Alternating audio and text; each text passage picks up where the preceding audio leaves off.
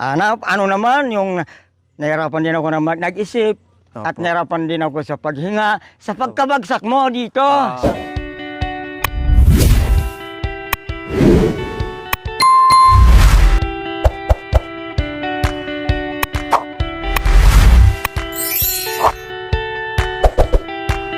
So ayan po mga kabayan, papunta po kami muli kay Tatay Nardo and kay Miss Erica po mga kabayan. Kasi meron kaming gagawin ngayon at kasama po namin si Kuya Joel dahil merong gagawin. Hulaan nyo po kung anong gagawin namin mga kabayan sa aming pagbalik sa araw na ito. Yes, meron kaming gagawin, please. Sige nga, ang makahula. Bakit kasama namin ngayon si Kuya Joel? Anong gagawin namin dito? Sa baba, sa bahay ni Tatay Nardo and kay Miss Erica. Okay, tara, let's go. Kasi magtatanghali na. Para makaprepare pa tayo ng ating tanghalian. Bago tayo magbisi-bisihan. Yung mga tolda ko, niya kayo. Nandyan na lahat ang kailangan natin ha. Wala nang nakakalimutan. 10:30 na ba? Alas 10 or 10:30 po mga kabayan. 11 May na. ano?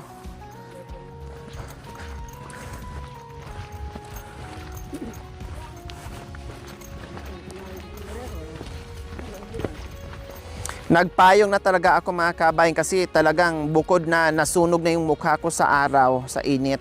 No, nagpayong na talaga ako dahil Diyos ko, halos araw-araw ako ngayon namanhid yung aking tawag nito batok, no, halos araw-araw namamanhid yung batok ko. Kaya ito nagpayong na para kahit papaano ay maibsan yung init. Mami din, nasaan yung mga payong nyo? O bakit hindi nyo po ginamit? Ganon sila mga kabayan, kahit may bit-bit na payong, bit-bitin lang yung payong. Ayaw magpayong, hindi talaga sanay. Makapal daw kasi buhok nila. Sa bagay, makapal kasi yung buhok.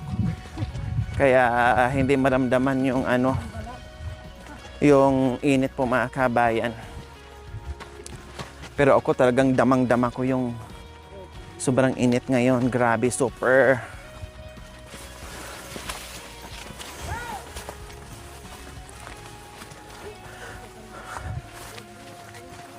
Bakit? Sinong tinatawag mo? Nanay Terry, sinong tinatawag niyo po dyan? Sumisigaw ka. Kala ko may tinatawag ka. May kausap ka. Ayan. So, gano'n lang naman. Hindi naman lahat pagbaba namin ay walang lilim. O katulad nito, hindi mo kailangan magpayong. No? Nandoon pa rin yung masarap na simoy ng hangin po mga kabayan. Oo. Yes po, Mami Di. Sapatos mo, nadumian.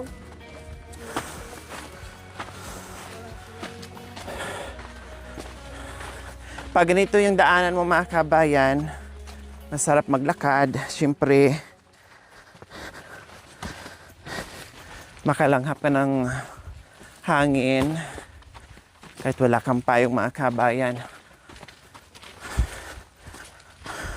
Ang sarap ng sakay namin kanina sa kulong-kulong mga kabayan. Matagal-tagal din po pala. No? First time kong sumakay ng kulong-kulong na papunta dito, paakyat dito mga kabayan. Na sabi ko, sa sasakyan nga nakakaramdam ako ng ng layo, no? Lalo na pala sa sa kulong-kulong mga kabayan ay matagal. No, matagal pala. Lalo na siguro kapag mabigat, no, ay nakulalong matagal ang pag mo, akyat baba. Lalo na siguro mga kabayan yung pag-akyat dahil maraming patarik, no? Matatarik yung daan.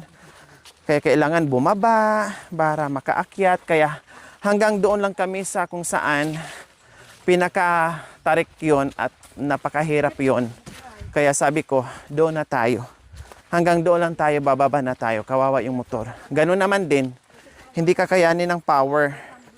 Kaya bumaba na kami. At nag-enjoy naman.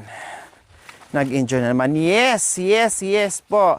Nandito po kami at kasama po namin si Kuya Joel po mga kabayan. Kasi alam nyo naman, pagkasama natin si Kuya Joel may gagawin.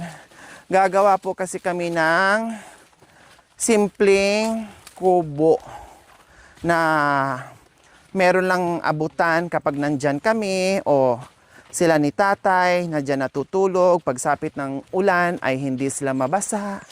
No, kasi sayang yung kubo niya na hindi naibalik. Dati din po nakatrapal mga kabayan. Kailang sa tagal ng panahon, yung trapal ay nasira na. So kailangan na talagang palitan kako. Sabi ko, di bali tatay, Nardo, palitan ko na lang yung trapal, no? Itayo natin ng maliit na meron kayong matutulugan, na merong pagsilungan ng mga gamit kung sakaling uulan o kahit ngayon mainit, kailangan din ng kubo, no? Kaya magtatayo kami ngayon ni Kuya Joel. Madali lang naman gagawin kasi tulong-tulong. At saka nandyan naman yung mga gamit. Bumili na ako ng pako, lagari, at nagdala naman ng nagdala naman ng gamit si Kuya Joel na ginagamit po namin mga kabing kapag meron kaming ginagawa. No? Kaya kasama po namin siya. Kasi sabi ko, Kuya Joel, please, paki-rescue mo naman ako. Gagawa tayo ng simpleng kubo ni Tatay Nardo and kay Miss Erica. Dalawa lang naman sila mga kabayan. No? Kasi hindi naman natin kailangan gumawa ng bongga na kubo. Tambayan Kasi yan. po, tambayan lang yan, no? Abutan lang yan, at meron naman silang maayos na malaking bahay dito sa baryo. Kumbaga, kahit bubong sila ng dahon ng saging, okay lang. Pero sabi ko, ay trapal, kasi dating nakatrapal naman po mga kabayan. Yung makapal, no, yung pangmatagalan po talaga na trapal mga kabayan. Kaya sabi ko, bili ka, at tinawagan ko kaagad si Kuya Joel at gagawin namin, no. Gagawin namin mamaya kasi mainit pa. After lunch na lang siguro kami mag-start kasi may tutulong naman. Nandyan naman si Tatay Nardo and nandyan naman yung kanyang tawag nito, manugang ba? Anong tawag dyan? Nandyan naman yung kanyang pamangkin pala, sorry. Nandyan naman yung kanyang pamangkin na tutulong. Plus si Erica. Kaya ito, bababa tayo muli. Cameraman. Hehe. Malapit na kami kay Tatay Nardo. Nandito na naman po kami muli. At nandyan din yung ating dalawang Marias na si Mami D and Mami Terry na nag-enjoy sa kanilang bonding. Yan ang importante sa team namin mga kabayan. Kahit ano pa mga pagsubok, basta masaya lang ang lahat, walang problema. At tinitiyak ko naman po mga kabay na walang magugutom ni isa sa amin. Yun nga lang, minsan nadidili yung pagkain namin, paghanda ng lunch, hapunan, pero wagas naman sa merienda, di ba? Nagme-merienda naman. Are. Ayan, pababa na po tayo. So, nandyan na sila. Itatay, Nardo, and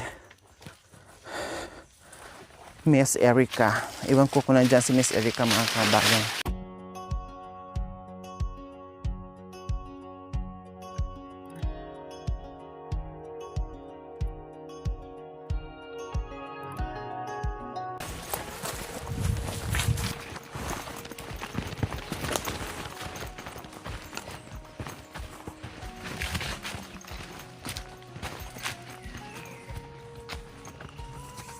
Hi! Magandang tanghali. Ay, magandang umaga pa pala. Magandang umaga. Kumusta ang Pilipinas kong mahal? Ha? Wow! Yung po mga apo, mga anak. Opo, hi! Hindi na ginawa dito. Opo. Ayun na. Anong nangyari po sa inyo? Ba't nakayupo po kayo?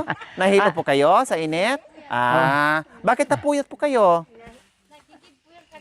Nag-iigib. Kaya nga yun ba? Oh. Ayun. Oh. Wow! Diyos ko mga kabayan, dito kami natuwad ni Nanay Tere. Ayun. Kailang yung ating duyan nakalimutan na naman. Andito. May dala. Opo, may dala sa may duyan kami tayo, nakakalimutan yung duyan. Hi, Miss Narda. Kumusta ka dyan? Ha? Kumusta ka, Narda? Ang busog-busog mo bakit wala ka doon sa tubigan mo, sa swimming pool mo, Narda? Bakit nandyan ka? Si Narda, kalabaw po nila. Si Julian. Dahil kamukha lang ni Julie. Pero mas malaki ng kunti ang kay Julie. Si Narda ang pangalan niya. Kay Julie, si Julie talaga ang pangalan niya. Mas mas maitim na maitim yun kasi buffalo talaga as in. Ito ganun naman din pero mistisa lang yan siya. No, hindi siya pure na buffalo. Amerikana yan, Amerikana. O yung kay parang ikaw, mistisa. Hindi, pure ka pala. Hindi. Pure. Hindi ka pala mistisa. Pure na itim. Pure, di ba? Kilala mo siya? Si Nanay. Kapatid ni Tatay. Si Nanay Terry po. Kapatid ni Tatay, magkapatid sila. Ayun. Kaya nandito siya para masaksihan ang kasalan mamaya.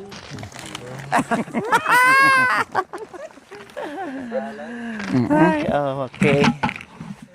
Ito, masarap. Uong. Ayun. Kailan mag-isa?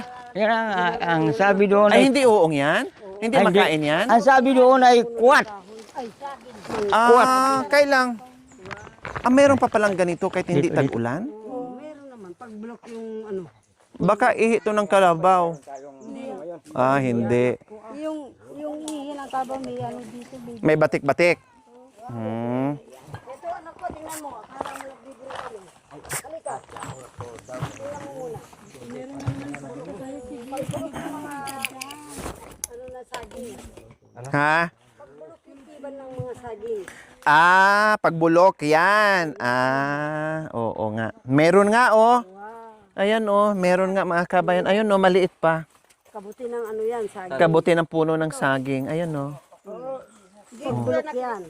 Kahit summer. Saan niyo po nakuha, Nay? Diyan daw. Sabi niya. Dyan din.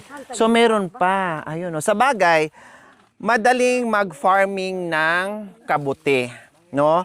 Ang technique po nila mga kabayan, pag nag-farming sila ng kabuti, na nakikita ko, yung mga puno ng saging, gutay-gutayin nila yung mga kabayan. Tapos, meron silang nilalagay dyan para tubuan ng mga kabuti. So, talagang kahit walang ulan, kasi mamasa-masa naman yung puno ng saging, magkakaroon talaga siya ng kabuti mga kabayan. Di ba? Pagka umuulan, marami. Opo, lalo na pag umulan daw, mag-uusbungan na ang mga kabuti. Lalo kung kahit summer, tuwing nagsasaing ka, ilalagay mo dyan, ibubuhos yung pinagugasan ng bigas. Opo. Anong gagawin niyo po, Tatay Nardo? Upuan po. Kasi para may magandang upuan. Kahit nasa kabundukan. Sige. So, nandito po kami, Tatay Nardo, kasi nabanggit ko nga po sa inyo kahapon, nagagawa tayo ng upuan, ng mesa, ito pati na. kubo nyo. So, nagdala ako ngayon ng engineer para gagawa po natin si Kuya Joel. Galing pa po yan ng, Amerika, kasi Black American po yan. Mga art. Opo, Black American po yan. Galing po yan sa Florida. Ayan. So, Florida, USA po yun Florida, USA po. Hindi po Florida, Pampanga. So, nirequest ko po talaga na papuntahin dito. Namasahe pa ako ng plane ticket niyan. Galing ng ibang bansa, papunta dito. Para lang gagawa ng upuan, lamesa at kubo nyo. Kaya mamaya na po natin gagawin. No? Unahin muna natin yung pagkain natin para hindi tayo magutom bago tayo gagawa dahil madali lang naman po yan. Simple lang ang gagawin namin, Oo. no, para at least meron tayong enerhiya. Ayun. Malakas tayo nagagawa ng anumang Ayun. gagawin natin dito Ito. sa Kung wari lang parang Ano, ano tatay? ko madam to, parang iniinanda ko na. Opo. Dahil ano naman yung nahirapan din ako na nag-isip at Opo. nahirapan din ako sa paghinga, sa pagkabagsak mo dito. sa Wag po kayo mag-ala. Okay Ay, yung katawan ko. Okay. Wala mo makal. Alan! Okay. Wow, nadali mo. Okay, Wow. wala akong Ayun. pilay. Ayun, Okay. okay. Oh, kaya hindi na kayo mag-isip ngayon. Ay, hindi na. Akala ko Ewan ko nabalian. lang si Nanay Terry. Nanay Terry. Oh. Nanay Terry. Oh. Wala akong pilay kahapon. Ayan, Ikaw, may pilay ka? Ayun. Masakit. Ayun. Baka. Ayun.